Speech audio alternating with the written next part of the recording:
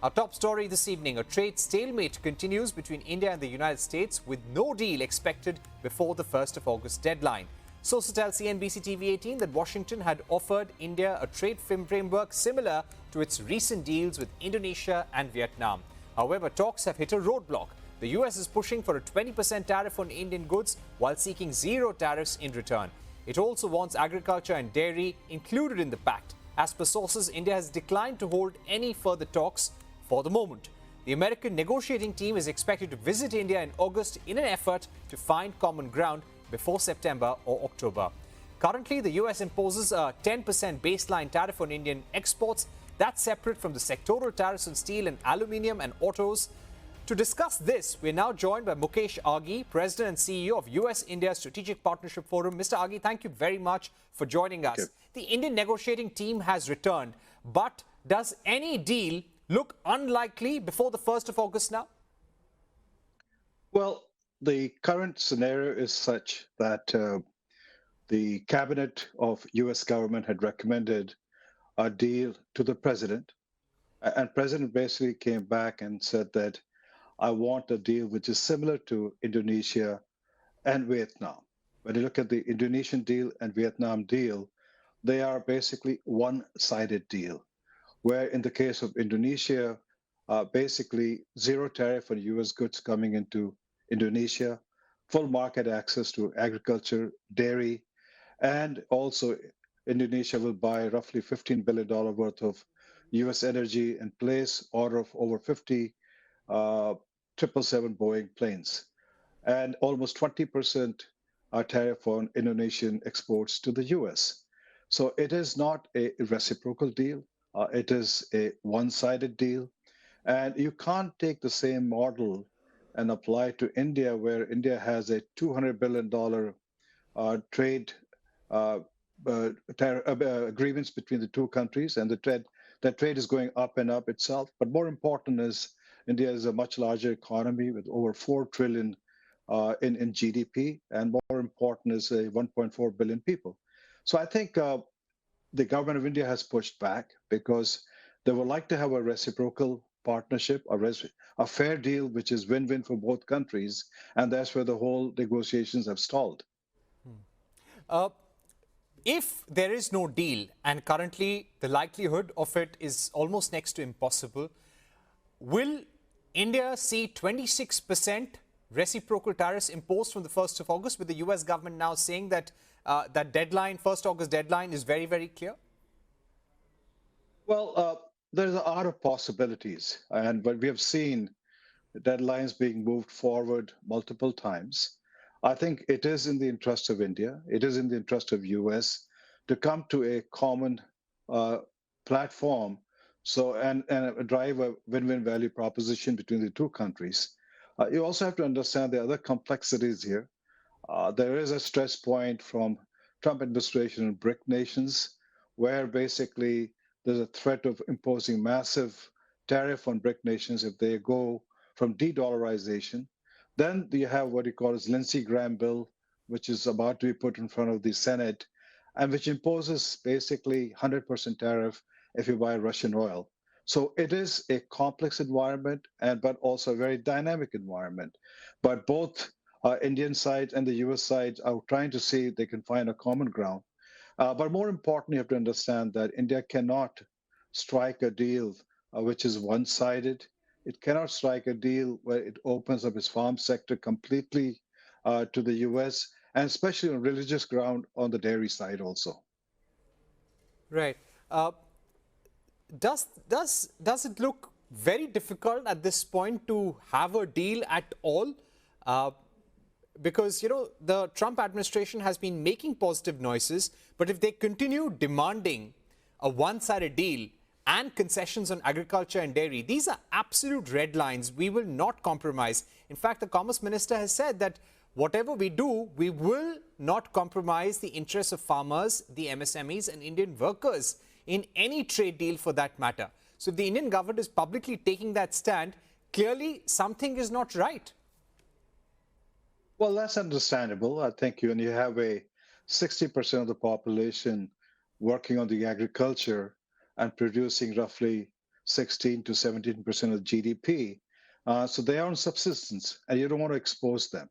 On the dairy side, it is important to understand it's a religious issues because the cows are fed meat products in the U.S., and you can't basically take the same product and feed it to the Indian population. I think the U.S. side understands that.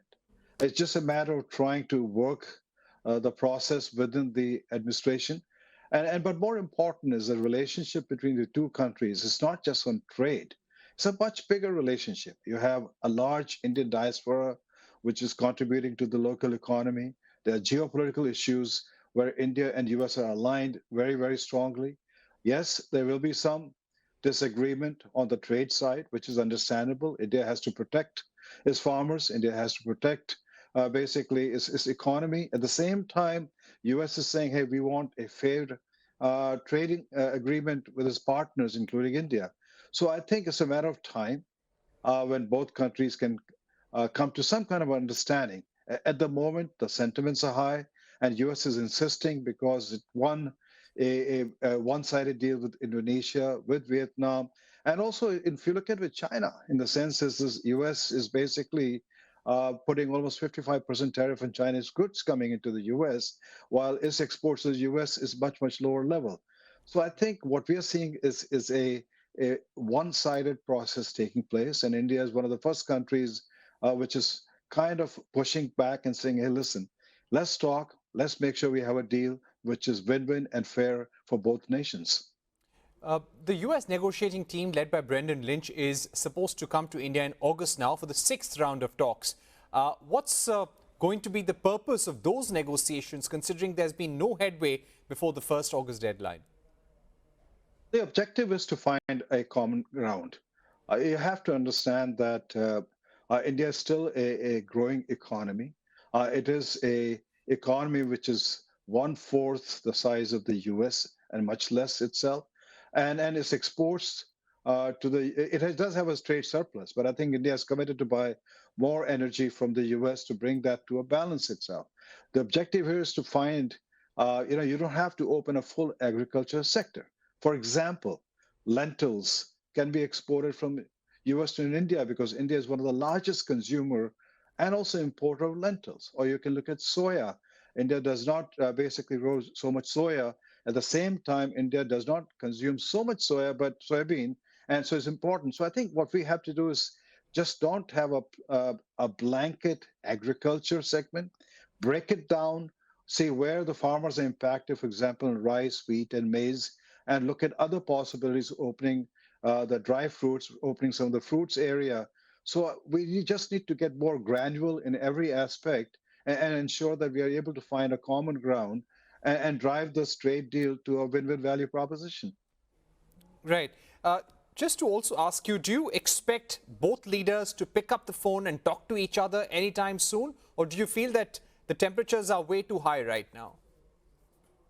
I don't think the temperatures are high. I think you have to understand the style is different. You have a president who is a center of power, who is focused more on micromanaging almost every aspect of the policy decision coming out of Washington, D.C. And so he gets involved in every decision making.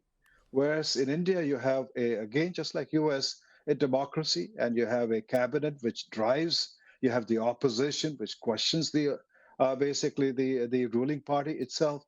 So the process are very, very different. And I think it makes no sense at this stage, either the president or the prime minister getting on the phone and having a conversation, because unless you find a common ground to take this forward, you'll be wasting a phone call between the two leaders. Right.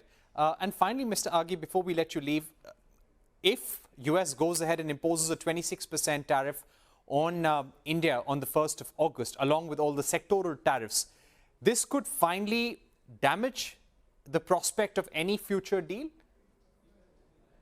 No, that's not the end of the world. I think when you look at the current 10% tariff on Indian goods, we are seeing the exports are still going up.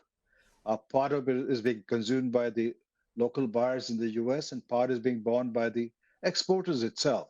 So when you go from 10 to 26%, yes, it's going to be challenging. It's going to hit the profits. It's going to make Indian goods more expensive in the US.